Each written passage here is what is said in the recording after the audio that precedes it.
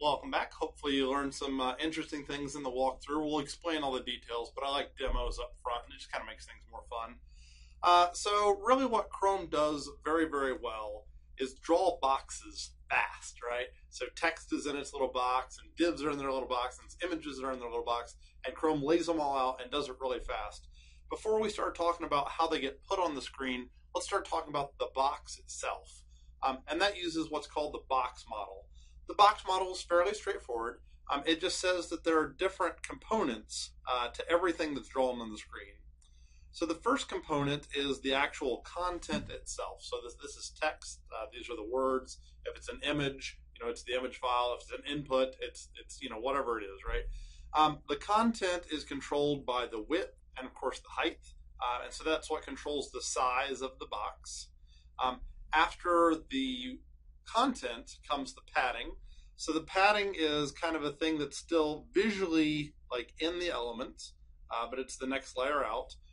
So if you have a background color, your padding is the same as your background. It's like part of your element. And then after that is the border.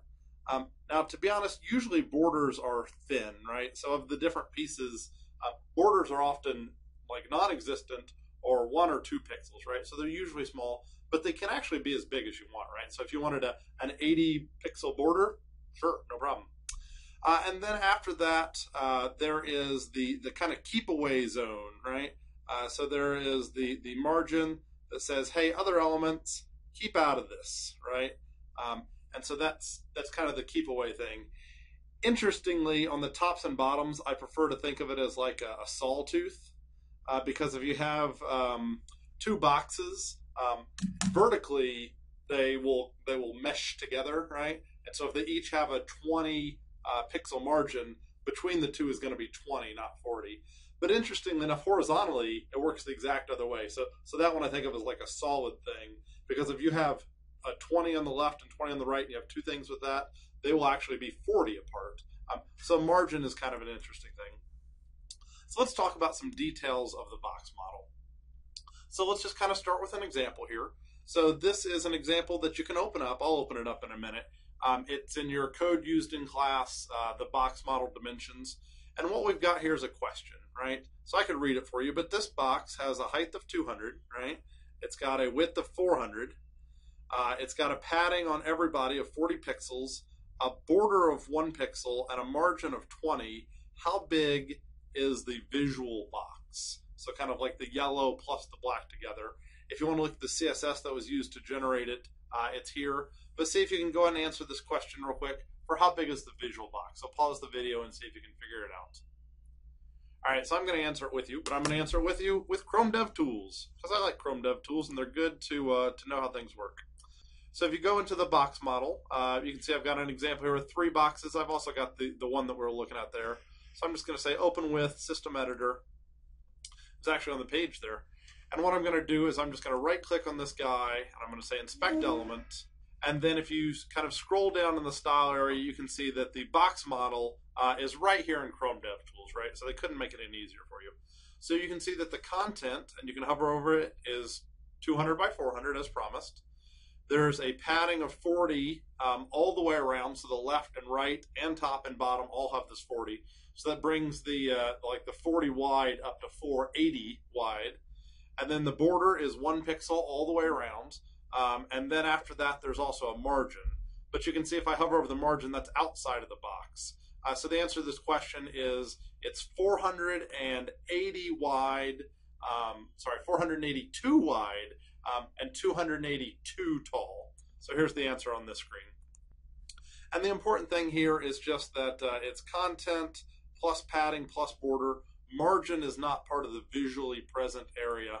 And you do have to be careful that there's padding on both sides and border on both sides when you were trying to answer this question. So when it comes to actually setting the properties in CSS, you already know about size. It was just width and height. You already know about border because we did that in the last lesson. We saw how that worked. But we haven't really actually talked about padding yet, and we haven't really talked about margin yet. So let's talk about those CSS rules really quick. So the first property is margin. margin actually consists of 4 properties: margin top, bottom, left, and right. They are separate.